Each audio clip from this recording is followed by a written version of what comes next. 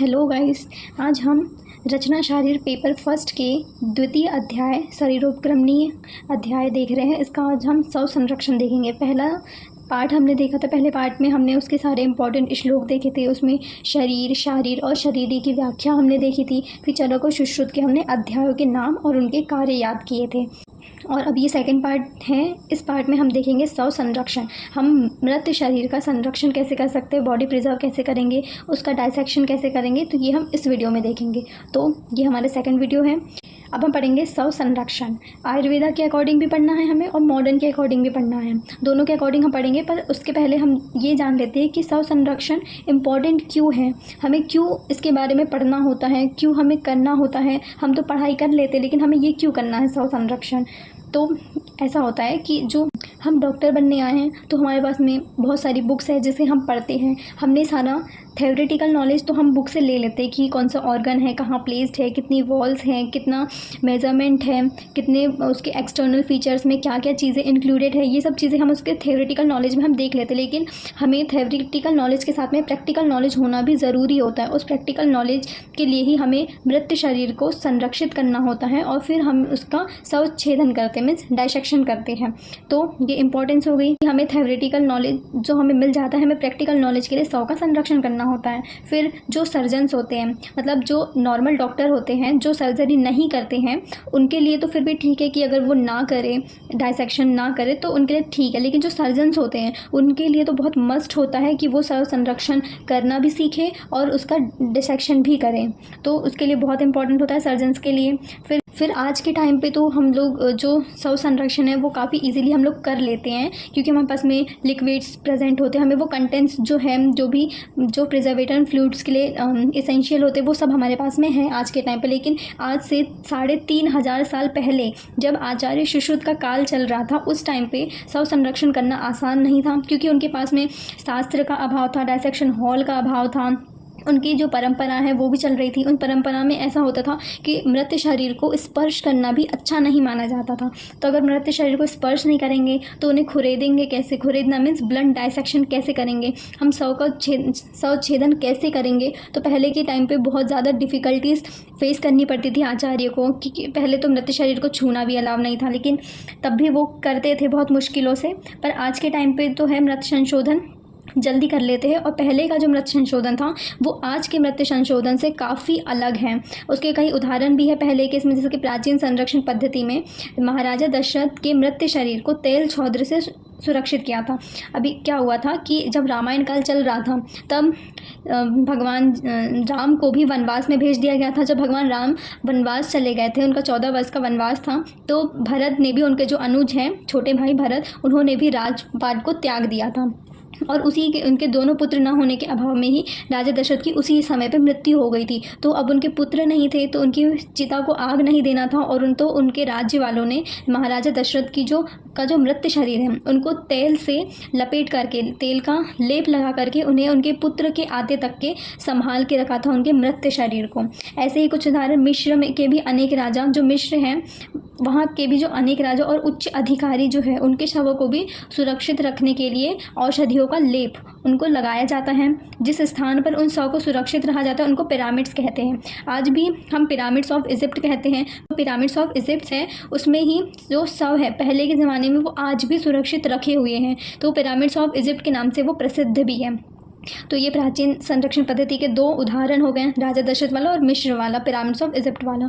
फिर अब हम देखेंगे संरक्षण के पूर्व मृत शरीर की परीक्षा। अब हमें मृत शरीर को लेना है तो उसके पहले हमें परीक्षा करनी होगी। कैसे परीक्षा करेंगे हम, कि जो मृत शरीर है, जो शव है, उसके सारे अंग प्रत्यंग होने चाहिए। अगर कुछ आधा अधूरा है तो हम वो चीज़ें देख नहीं पाएंगे, हम उस चीज़ के अभाव में फिर हम गलत चीज़ें ज्ञान प्राप्त करेंगे। तो अगर उसके पूरे अंग प्रत्यंग हैं तो हम सही तरीके से ज्ञान प्राप्त करेंगे। और वो जिसका भी हम मृत शरीर लेने वाले हैं उसकी दीर्घकालीन व्याधि, मतलब कि जो क्रोनिक डिसीज़ होती है उनसे उनकी व्याधि ना हुई हो, क्योंकि जो क्रोनिक डिसीज़ होती है वो धीरे धीरे काफ़ी लंबे टाइम तक की रहती है। तो वो जो अंदर के ऑर्गन्स है उसका स्ट्रक्चर ही बदल देती है, मतलब डैमेज कर देगी या तो पूरा गला देगी। तो इससे भी हमें अच्छा नॉलेज नहीं हो पाएगा। फिर जो मृत शरीर है उसकी मृत्यु विष के प्रयोग से ना हुई हो, कोई भी विष का प्रयोग की हुई बॉडी है उसका भी हमें नहीं लेना है अपने संरक्षण में। फिर जिसकी आयु 100 वर्ष से कम हो, हमें ऐसे शरीर को, ऐसे मृत शरीर को लेना है। फिर अब हम देखेंगे संरक्षण विधि। तो संरक्षण विधि क्या है कि संरक्षण विधि में हम अपने मृत शरीर को, जो मृत शरीर हमने लिया है, उस मृत शरीर को हमें तेज न बहने वाली नदी में अंधेरी की दिशा में हमें रखना है। उसे और कुछ आवरण से ढक करके रखना है, जैसे कि मुंज का मतलब होता है वृक्ष की छाल, वल्लक पेड़ का छिलका, कुंज और सन, इनमें से किसी एक में लपेट करके पिंजरे में बांध कर एक वस्तु में रखना है। कहाँ पे? सारे अंग प्रत्यंगों को लपेट करके, जो कि दिखाई ना दे, और अंधेरे में उसे तेज न बहने वाली नदी में सड़ने के लिए छोड़ देना है। फिर छोड़ देना है डुबा करके। उसके बाद में शवच्छेदन करेंगे, तो शवच्छेदन उसको छोड़ के चले जाना है। उसके बाद में 7 दिन बाद में वहीं वापस आना है उस नदी में, और 7 दिन बाद भली भांति फूले हुए शव को नदी से बाहर निकाल कर जिस आवरण में हमने ढाका था, जैसे कि मुंज आदि आवरण की बात की थी हमने पहले, उसको हमने इन सब में ढाका और फिर पिंजरे में बांध दिया था। तो पहले पिंजरा हटाएंगे, फिर वो आवरण जो हमने लगाया था वो हटाएंगे, और फिर बाँस से घृषण करेंगे। हमारे पास में कोई टूल्स तो है नहीं, पहले के ज़माने में कोई टूल्स नहीं है हमारे पास में, तो हम कुछ लकड़ी से या बांज से उस बॉडी को, जो फूली हुई बॉडी है, तो जब हम उसे खरोचेंगे तो सारी जो ऑर्गन्स है, जितनी भी स्किन की लेयर्स है बाहर से अंदर तक की सारी लेयर्स जो हैं वो एक के बाद एक हटती जाएगी, मलाई जैसे दूध से मलाई हटती है ना, वैसे ही हम जब छेदन करेंगे, खुरचन करेंगे, तो वो जो मलाई जैसी स्किन जो है वो निकलती जाएगी एक एक, और हम अपनी आँखों से सारे अंग प्रत्यंग को देख सकते हैं। और आचार्य सुश्रुत ने ये भी कहा है कि बहुत सारे ऐसे ऑर्गन हैं हमारी बॉडी में जिसको हम अपनी खुली आंखों से नहीं देख सकते, तो उन ऑर्गनों के बारे में, उस ऑर्गन की जो ज्ञान प्राप्ति के लिए हमें ज्ञान चक्षु की ज़रूरत पड़ेगी। मीन्स मैग्नीफाइंग ग्लास या माइक्रोस्कोप, लेंस, ऐसे दिव्य चक्षु की हमें ज़रूरत पड़ती है देखने के लिए, ऐसा आचार्य सुश्रुत ने कहा है। तो ये हमने शवच्छेदन कर दिया। ये आपको बहुत अच्छे से याद रखना है कि मुंज, छाल, कुश अथवा सन के द्वारा अच्छे से लपेटकर पिंजरे में भर करके तेज ना बहने वाली नदी में अंधेरे की दिशा में हमें रखना है शव को। उसके बाद में 7 दिन बाद भली भांति आकर के उस फूले हुए शव को बाहर निकालना है, पिंजरे को हटाना है, आवरण को हटाना है, और उससे कुर्च मतलब कि लकड़ी के कुर्चे से धीरे धीरे घर्षण करना है, ताकि उसकी जो त्वचा है वो निकल जाए और हम सारे अंग प्रत्यंग को देख लें। और ये जो हमने इसमें कोई भी टूल्स का इस्तेमाल नहीं किया है, तो ये जो हम डाइसेक्शन कर रहे हैं इसको हम कहते हैं ब्लंट डाइसेक्शन, जिसमें कोई भी सीजर या कोई भी इंस्ट्रूमेंट की ज़रूरत ना पड़ी हो। ठीक, मॉडर्न तरीके में पढ़ते हैं।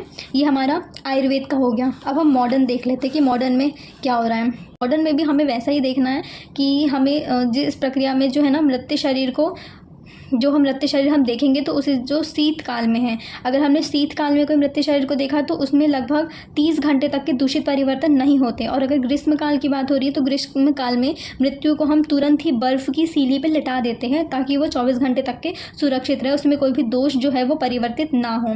फिर हमें ऐसा शव लेना है जो कि पूर्ण तरीके से उसमें अंग प्रत्यंग हो, फिर उसके अंग प्रत्यंग जो है वो कटे फटे ना हो, मीन्स एक्सीडेंट वाली बॉडी नहीं लेनी है। फिर जिसकी मृत्यु दीर्घकालीन व्याधि से ना हुई हो, मृत शरीर इसके संक्रमण रोग से पीड़ित ना हो, मतलब कि कोई भी संक्रमण रोग ना हो, जैसे कि स्वाइन फ्लू अभी बहुत फैला था, स्वाइन फ्लू भी नहीं होना चाहिए, कोविड भी नहीं होना चाहिए, ये सब चीज़ें नहीं होनी चाहिए। संक्रमण वायरस वाले कोई भी डिसीज़ से अगर किसी की मृत्यु हो गई है तो हमें वो वैसी बॉडी भी नहीं लेनी है। फिर जिसकी मृत्यु विष के प्रयोग से ना हुई हो, पोस्टमार्टम की हुई बॉडी भी हम नहीं ले सकते। आजकल पोस्टमार्टम होता है ना, तो पोस्टमार्टम की हुई बॉडी भी हम लोग नहीं ले सकते, क्योंकि हम अभी मॉडर्न की बात करें तो मॉडर्न में पोस्टमार्टम चलता है, तो पोस्टमार्टम की हुई बॉडी हम अपने डाइसेक्शन में नहीं रख सकते, क्योंकि जो पोस्टमार्टम की हुई बॉडी होती है वो कटी फटी होती है, तो उसका हम शव संरक्षण नहीं कर सकते हैं। फिर जिसकी आयु जो है वो 45 से 60 वर्ष से अधिक ना हो, 60 साल से अधिक अगर वो बॉडी है तो हम उसको नहीं ले सकते हैं। अब हमें उसका फ्लूइड बनाना है, मतलब कि हमने बॉडी क्या कर ली, डिटरमाइन कर ली कि हाँ हमें ये बॉडी रखनी है, तो अब हम उसको प्रिजर्वेशन करना है। तो मॉडर्न के अकॉर्डिंग हम उसका प्रिजर्वेशन करेंगे। जो कार्बोनिक एसिड या फिनॉल है उसको 1 लीटर लेंगे, फॉर्मेलिन 4 लीटर लेंगे, ग्लीसरीन 2 लीटर लेंगे, स्पिरिट 3 लीटर लेंगे, टर्पेंटाइन ऑयल 300 ml लेंगे, वाटर 3 लीटर लेंगे। इन सबको हम मिलाएंगे, एक लिक्विड बनाएंगे। उसके बाद में स्टेनिंग तो बाद में करते हैं। ये जब हम बनाएंगे प्रिजर्वेटिव फ्लूइड, इस प्रिजर्वेटिव फ्लूइड को हम लगाएंगे कहाँ पे, लेकिन जब भी हम इस प्रिजर्वेटिव फ्लूइड को बॉडी में इंसर्ट करेंगे तो हमें ये बात याद रखनी है कि हम उसके नाक, कान, गुदा और जितने भी मार्ग खुले हैं, जैसे कि नाक खुली है, दोनों कान खुले, मुंह खुला है, गुदा खुला है, गुदा मार्ग, ये सारे मार्गों को हम रुई से भर दें, ताकि जो हम फ्लूइड डालने वाले हैं वो बाहर ना निकल पाए।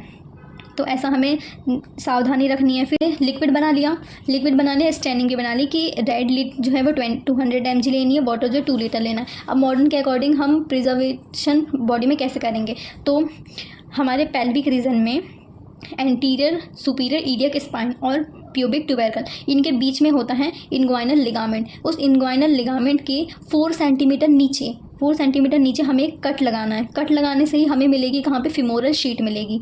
कट लगाएंगे हम इन्ग्वाइनल लिगामेंट के 4 सेंटीमीटर नीचे कट लगाएंगे तो हमें मिलेगी फिमोरल शीट। उस फिमोरल शीट में ही लेटरल साइड में होगी फिमोरल आर्टरी और मीडियल साइड में होगी फिमोरल वेन। तो हमें क्या करना है कि फिमोरल आर्टरी में हमें जो कैन्यूला है उसको इंसर्ट करना है, ये एक यहाँ पे लगाना है। और अगर हमें ऊपर साइड लगाना है तो हमने आर्च ऑफ आयोटा पढ़ा है। आर्च ऑफ आयोटा की 3 ब्रांच होती हैं, एक होती है राइट ब्रैक्योसेफेलिक, एक होती है लेफ्ट कॉमन कैरोटिड आर्टरी और एक होती है लेफ्ट सबक्लेवियन आर्टरी। तो हमें जो ब्रैक्योसेफेलिक है उसकी भी 2 ब्रांच होती है, एक होती है राइट कॉमन कैरोटिड आर्टरी और एक होती है राइट सबक्लेवियन आर्टरी। तो जो right and left common carotid artery है, इनमें से कोई एक कॉमन कैरोटिड आर्टरी पे हमें कैन्यूला लगाना है, ताकि हम प्रिजर्वेशन फ्लूइड के हमारे पास में 2 ऑप्शन है, एक तो हम फिमोरल आर्टरी में इंसर्ट कर सकते हैं और दूसरा हम कॉमन कैरोटिड आर्टरी में इंसर्ट कर सकते हैं। तो हमने फिमोरल आर्टरी ले ली है, सपोज हमने फिमोरल आर्टरी हमने ले लिया है, क्योंकि मोस्टली यहीं से की जाती है। वो तो किसी की अगर कुछ हो जाती है, कुछ प्रॉब्लम हो जाती है, तभी हम लेफ्ट कॉमन कैरोटिड या राइट कॉमन कैरोटिड आर्टरी पे हम जाते हैं, नहीं तो अदरवाइज हम फिमोरल आर्टरी में ही कैन्यूला को इंसर्ट करके प्रिजर्वेटिव फ्लूइड जो यहीं से इंसर्ट करते हैं बॉडी में। तो हम फिमोरल आर्टरी तक के आ गए।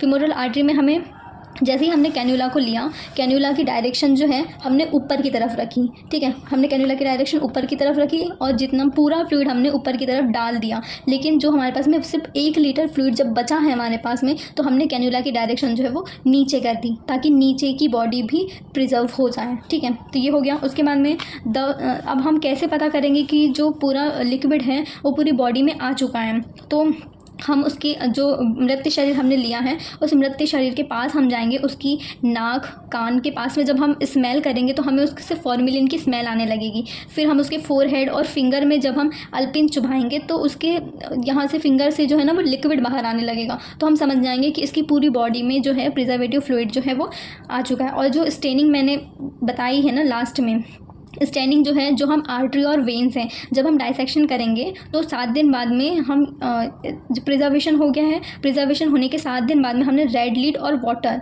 इन दोनों को मिला करके हमने स्टेनिंग तैयार की, और ये जो है ये हमारी आर्टरीज़ को पहचानने में हेल्प करती है।